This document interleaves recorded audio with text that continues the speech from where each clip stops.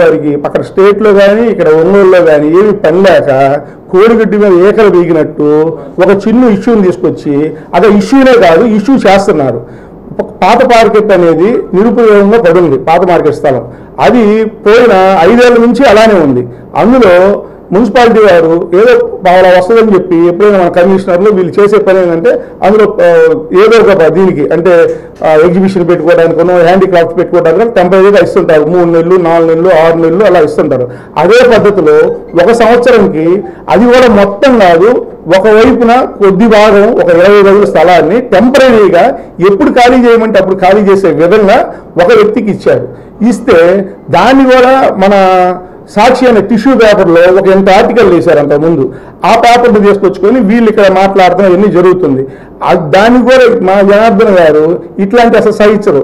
అసలు ఈ ఇష్యూ కూడా ఎందుకు రావాలి, దాన్ని ఎప్పుడో క్యాన్సిల్ చేశారు.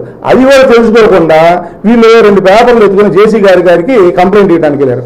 మనం ఒక కంప్లైంట్ ఇస్తున్నప్పుడు ఇంతకుముందు ఏమి జరిగింది, ఇప్పుడు ఏ ప్రాసెస్లో ఉంది, అది ఏమన్నా చేసున్నారా, దాని అన్యాక్రాంతమైందని మనం ఆలోచించుకోవాలి.